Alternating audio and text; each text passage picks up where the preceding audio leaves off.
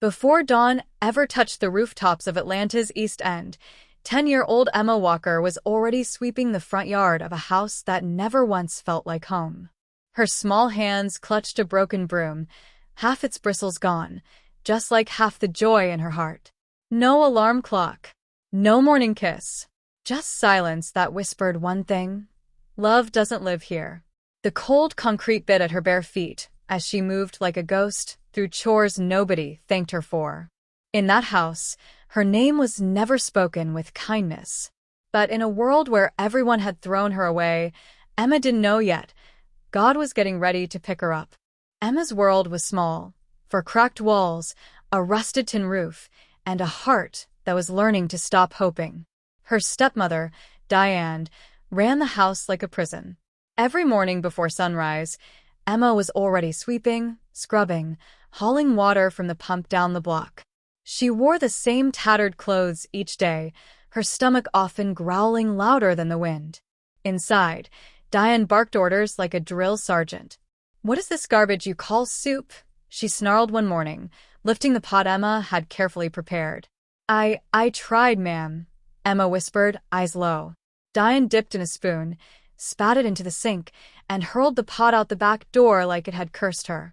The stew splattered against the bricks. "Are you trying to poison me, you little curse?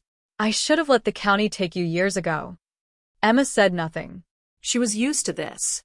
Lila, Diane's daughter, strutted in wearing her school uniform, chewing gum and smirking. "Still not dead yet," she sneered. "Even death don't want you." Later that night, Emma sat on the thin mattress in her closet-sized room. She pulled out her most prized possession, a faded photograph of a woman with soft eyes holding a baby girl, her mother, the only person who had ever shown her love. Hugging it close, she whispered, "Mom, why didn't you take me with you?" The next morning, while hauling buckets back from the pump, Emma staggered. Her vision swam. She was exhausted. When she made it home, Diane greeted her with fire. "You walk like you've got a casket strapped to your back. You disgrace." "I'm sorry, ma'am," Emma whispered.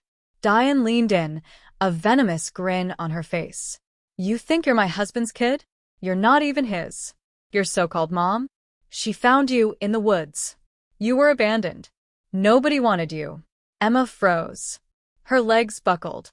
She fell to the ground, not even feeling the floor as she landed. Picked up. Not his. Found. Which? That night, Emma approached the man she called Dad, Charles Walker, peeling peanuts on the porch. "Is it true?" she asked, her voice trembling. "Was I adopted?" Charles didn't even look at her. "Your mother found you. I told her it'd end in tears. But she brought you home, and now she's gone." Emma felt like the air had been kicked out of her. "You were never ours," he said flatly. "You should be grateful we kept you this long." She returned to her room and lay on the floor, her body hollow. No tears. Just silence. 2 days later, Emma returned from the corner market carrying a torn plastic bag with some peppers and cornmeal. But when she stepped into the yard, she froze. A sleek black SUV was parked outside. 2 strangers, one a sharply dressed woman in heels and sunglasses, the other a man tapping his watch, stood beside it. "Emma," Charles barked from the porch. "Pack your things. You're leaving with them." "What?" "You're going to work for them in the city. They've paid. Don't come back here." Emma's heart broke. "Please, don't send me away. I'll be good." Charles turned his face away. Diane smirked from the doorway. "If you don't pack, I'll pack for you."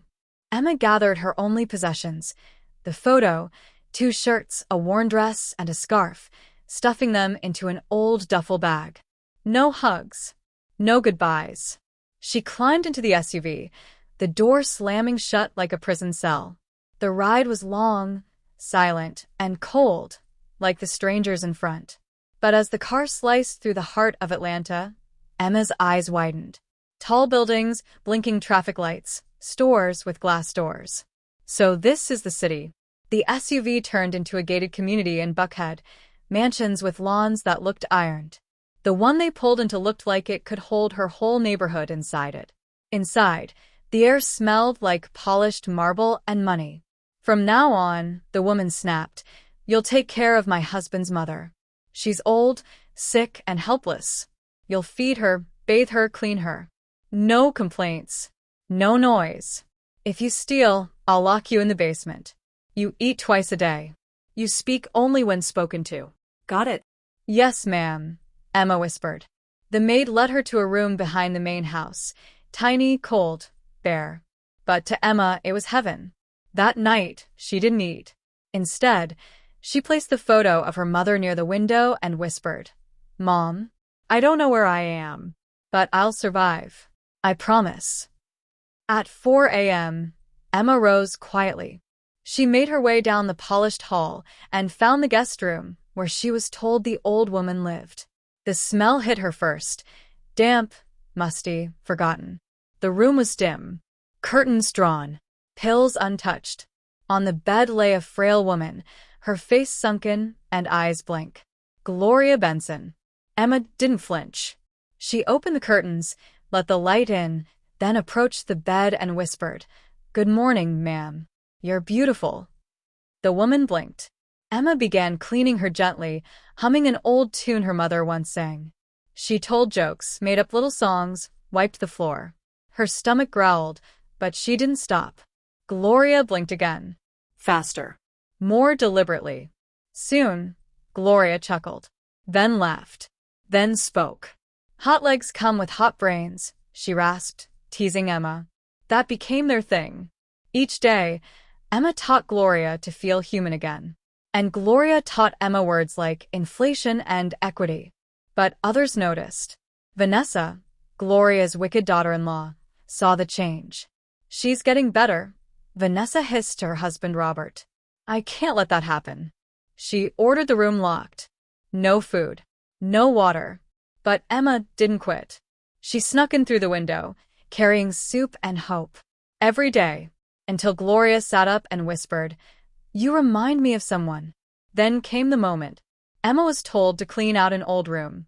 There, she found a dusty photo album. On the first page, a little girl with curly hair, brown eyes, and a smile that looked just like hers. She ran to Gloria. Showed her the photo. Is it me? Gloria gasped. Tears rolled down her cheeks. Bring me the phone. She called her longtime aide. Ordered a DNA test. 3 days later, the results came. 999.9% match. Emma was the missing daughter of Michael Benson, Gloria's first son, long thought dead with his wife in a crash years ago. Gloria stood, Walked. Dressed. and stormed the company. Robert and Vanessa were there, smug in the boardroom. Then Gloria entered. Alive. Standing tall. You thought I was dead, she said coldly. Surprise. Gasps. Chairs scraped. Coffee spilled. This is Emma, she continued. My granddaughter. The rightful heir. Vanessa protested.